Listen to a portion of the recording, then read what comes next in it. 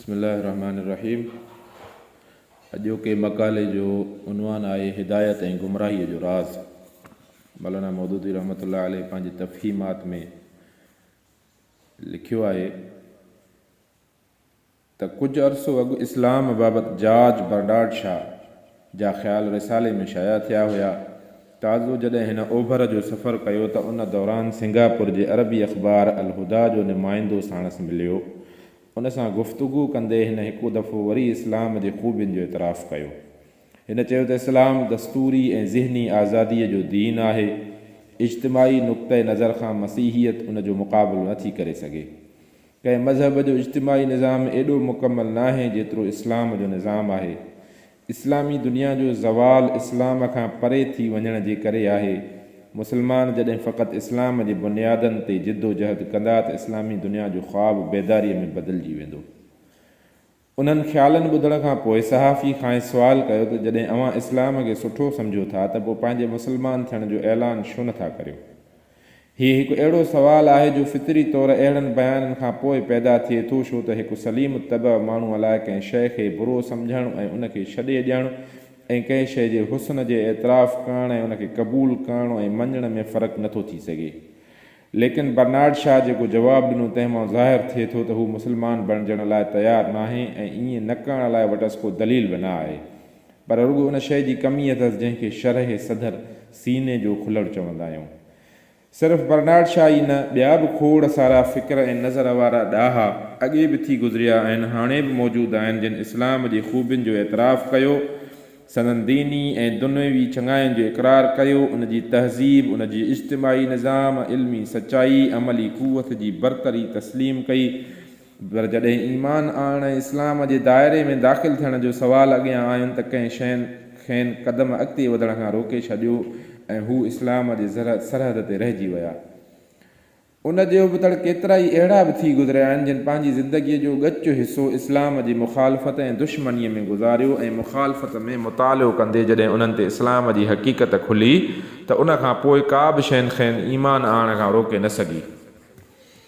हक़ीक़त इहा आहे त हिदायत ऐं गुमराहीअ जो राज़ बि हिकु अजीब राज़ आहे। हिकिड़ी ॻाल्हि आहे जा हज़ारनि माण्हुनि जे अॻियां चई वेंदी आहे, पर कोई उन ॾांहुं ध्यानु ई न ॾींदो आहे। को ध्यानु ॾींदो आहे पर ॻाल्हि उन जे मथां गुज़री वेंदी आहे। कोई उनखे ॿुधंदो ऐं सम्झंदो आहे पर मञींदो न आहे। को उन जी तारीफ़ ऐं साराह कंदो आहे मगर क़बूल न कंदो आहे ऐं कंहिंजे त दिलि में घर करे वेंदी आहे ऐं हू उन जी सचाईअ ते ईमान आणे वेंदो आहे। असांजे ॾींहं राति जो मुशाहिदो आहे त हिकु शख़्स खे बाज़ार में धक खाईंदे किरंदे ई केतिरा माण्हू ॾिसंदा आहिनि। के उनखे मामूली ॻाल्हि सम्झी अॻिते टपी वेंदा आहिनि, किन जे दिलि में रहम ईंदो आहे ऐं अफ़सोस कंदे उहे बि गुज़री वेंदा आहिनि। केतिरा त तमाशो ॾिसण लाइ गॾु थी वेंदा आहिनि, पर के अलाह जा बंदा अहिड़ा बि हूंदा आहिनि जो वधी करे उनखे खणंदा आहिनि, हमदर्दी ऐं मदद कंदा आहिनि। ईअं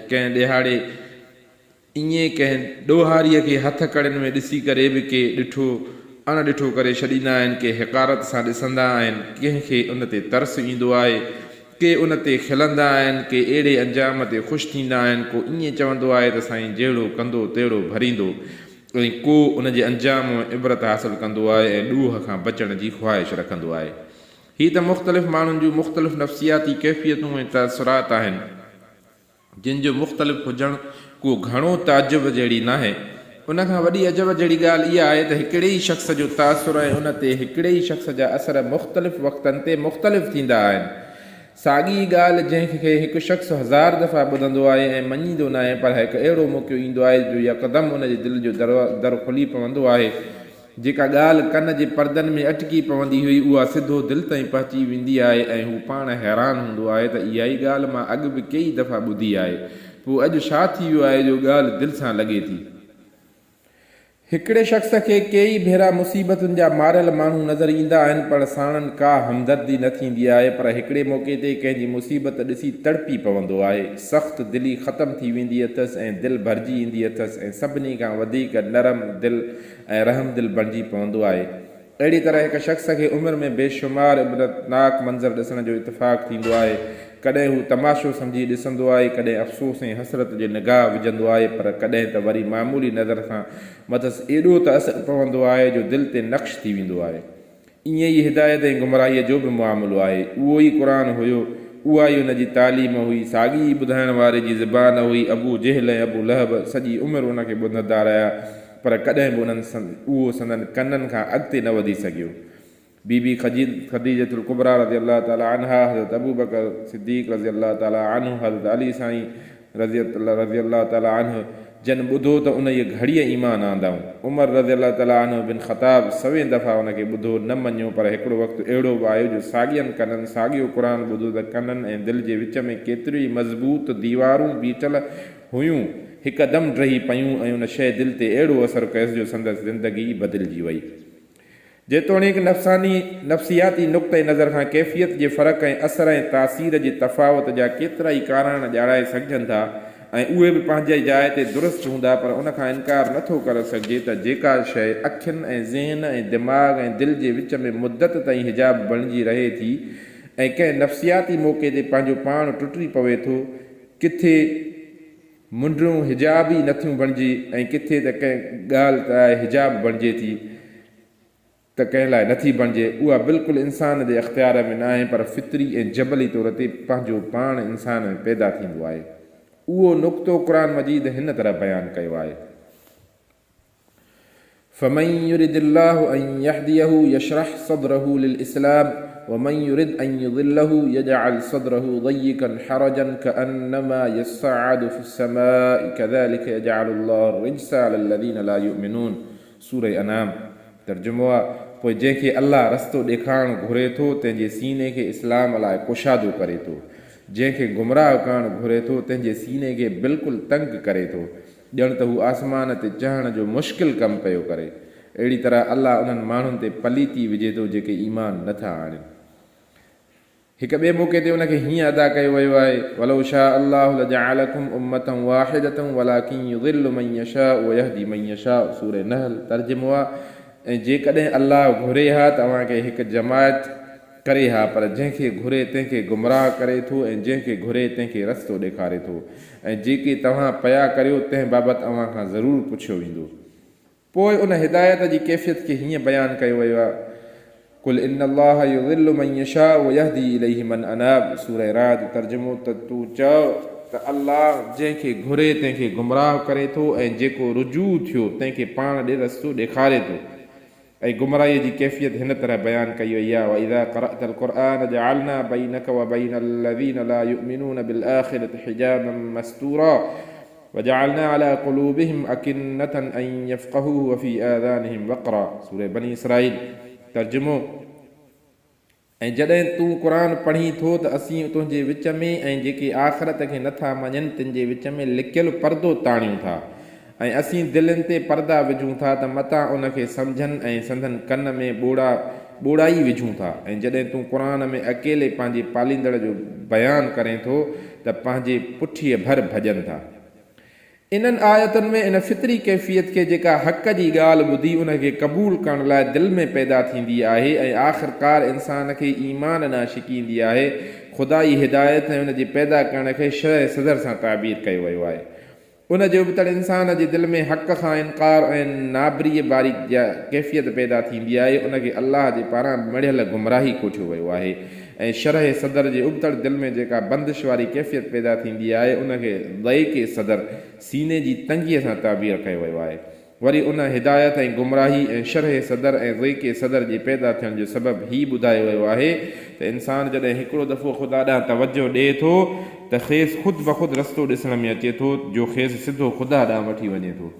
ऐं जेको शख़्स मुंड खां उहो अहसास ई नथो रखे त मूंखे कॾहिं ख़ुदा वटि हाज़िर बि थियणो आहे, पंहिंजो हिसाब किताब ॾियणो आहे, उनखे को लख दफ़ा तलक़ीन करे नसीहत करे उन ते को बि असरु न थींदो ऐं छा बि थिए हू सही राह ते न ईंदो आहे।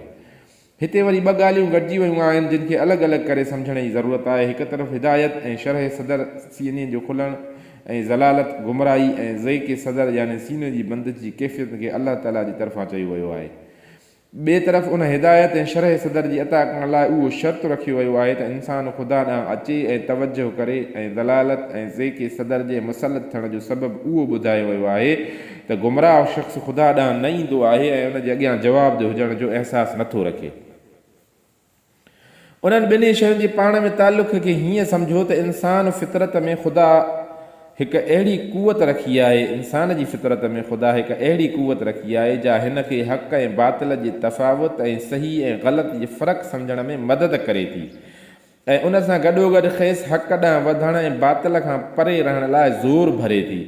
इहा ई कुवत उहा फितरती हिदायत आहे जंहिंखे ख़ुदा चवे थो त इहा मुंहिंजे तरफ़ां आहे ऐं जंहिं तरफ़ फितरत अल्लाह लती फ़तर अन्नास अलैहा में इशारो कयो वियो आहे। उन जे ख़िलाफ़ु हिकु ॿी कुवत बि इंसान जे अंदरि कमु करे थी जेका खेसि बुराईअ ॾांहुं छिकींदी आहे, ग़लती ऐं मंदाईअ ॾांहुं माइल कंदी आहे, कूड़ ऐं बातिल खे उन जे अॻियां सींगारे पेश कंदी आहे। उन्हनि ॿिन्ही सां केतिरियूं ॿाहिरियूं ऐं दाख़िली कुवतियूं अहिड़ियूं आहिनि जिन मां के हिदायत वारी कुवत खे मदद ॾियण वारियूं हूंदियूं आहिनि ऐं कुझु ज़लालत वारी कुवत खे इल्मु पिराइण ऐं उन जा मुख़्तलिफ़ दर्जा, तरबियत ऐं उन जूं मुख़्तलिफ़ कैफ़ियतूं, सोसाइटी ऐं उन जूं मुख़्तलिफ़ हालतूं उहे शयूं आहिनि जेके ॿाहिरां उन ते असरअंदाज़ थींदियूं आहिनि ऐं ताराज़ी जे ॿिन्ही पुड़नि मां कंहिं हिक में पंहिंजो वज़न विझंदियूं रहंदियूं आहिनि ऐं इंसानु पंहिंजो तमीज़ी अख़्तियार पंहिंजे फ़हम ऐं फ़रासत, पंहिंजी अक़ुल ऐं बसीरत ऐं इल्मु हासिलु करण जे ज़रियनि खां सही या ग़लति कमु वठणु ऐं पंहिंजे फ़ैसिले वारी कुवत जंहिंखे डिसीशन पावर चयो थो वञे खे सही या ग़लति इस्तेमालु करणु हीअ उहा शइ आहे जा ख़ुदि उन जे इरादे जे वस में आहे जंहिंसां हू हिदायत ऐं गुमराहीअ जे मुतज़ाद कुवतुनि जे विच में फ़ैसिलो कंदो आहे। हाणे थींदो ईअं आहे त ख़ुदा जी बख़्शल हिदायत ऐं उनजे मढ़ियल गुमराही ॿई ग़ैर महसूस तौर ते पंहिंजो कमु कंदियूं रहंदियूं आहिनि। हिदायत जी कुवत उनखे सिधी राह ॾांहुं इशारो कंदो रहंदो आहे ऐं गुमराहीअ जी कुवत उनखे बातिल जी चमक में रिझाए रखंदी आहे, पर करे ईअं थींदो आहे जो इंसानु ग़लति असरनि खां मुतासिर थी ऐं ख़ुदि पंहिंजे अख़्तियारी कुवतुनि खे ग़लति नमूने इस्तेमालु करे गुमराहीअ जे फंदे में फासी पवंदो आहे ऐं हिदायत जी पुकार ॾे कनु न ॾींदो आहे। कॾहिं ईअं थींदो आहे त हू ग़लति दग ते हलंदो आहे ऐं उन विच में कुझु ॿाहिरां असर ऐं कुझु ख़ुदि उन जी पंहिंजी अक़ुल ऐं बसीरत ॿई गॾिजी करे खेसि गुमराहीअ खां बेज़ार करे छॾींदा आहिनि ऐं तॾहिं हिदायत जी उहा ई रोशनी जेका पहिरियों हल्की हुई हेकांदी तेज़ थी संदसि अखियूं खोले छॾींदी आहे। कॾहिं ईअं बि थींदो आहे त हिकु अरसे ताईं इंसानु हिदायत ऐं गुमराही जे विच ते उन तुण में हूंदो आहे, कॾहिं हिन तरफ़ छिकबो आहे त कॾहिं हुन भर ऐं फ़ैसिले जी कुवत एॾी सघारी न हूंदी अथसि जो बिल्कुलु हिकु पासे थी बीहे। के बदनसीब उन इहा ॿुॾतर वारी हालत में दुनिया खां मोकिलाए वेंदा आहिनि, किन जो आख़िरी फ़ैसिलो गुमराहीअ जे हक़ में हूंदो आहे ऐं के उन ड्रिघे कशमकश खां पोइ हिदायत इलाही खे हासिलु करे वठंदा आहिनि। पर सभ खां वॾा ख़ुशकिस्मत उहे सलीमुल फितरत ऐं सही दिलि वारा माण्हू हूंदा आहिनि जेके ख़ुदा जी ॾिनल अक़ुल, उन जे अता कयल अखियुनि, कनुनि ऐं ॾात वारनि कुवतनि खां ठीक कमु वठंदा आहिनि, तजुर्बनि ऐं मुशाहिदनि दुरुस्त नतीजा कढंदा आहिनि, अल्लाह जे निशाननि खे ॾिसी उन्हनि मां सबक़ पिराईंदा आहिनि, बातिल जे ज़ीनत खे रिझाइण में नाकाम थींदी आहे, कूड़ जो फ़्रेब उन्हनि खे पंहिंजो ख़ादिम नथो बणाए सघे, गुमराही जे खॾनि खोॿनि ऐं झाकनि खे ॾिसंदे ई सम्झी वेंदा आहिनि त इहे माण्हूअ जे घुमण वटां न आहिनि। पोइ जीअं ई हू हक़ ॾांहुं मुड़ंदा आहिनि ऐं उन जी तलब में अॻिते वधंदा आहिनि त हक़ उन्हनि जे इस्तक़बाल लाइ ईंदो आहे, हिदायत जो नूर उन्हनि अॻियां चमकणु लॻंदो आहे। हक़ खे हक़ ऐं बातिल खे बातिल सम्झी वञण खां पोइ दुनिया जी काई कुवत खेनि सही वाट ताईं फेराइण ऐं थेड़ में कामयाबु न थींदी आहे। हिकु ॿी ॻाल्हि बि उन ॾिस में बयानु जोगी आहे ऐं ज़रूरत आहे त मुस्लमान उनखे ज़हन में रखनि।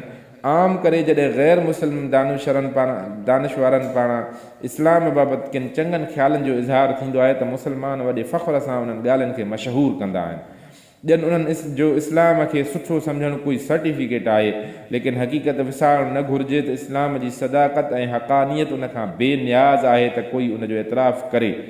जहिड़ी रीति सिज जो रोशन हुजणु उनजो मुहताज न आहे त कोई उन जी रोशनी ऐं गर्मीअ खे तस्लीम करे, तहिड़ी रीति इस्लाम जो बरहक हुजणु उनजो घुरिजाऊ न आहे त कोई उन जे बरहक हुजण खे मञे।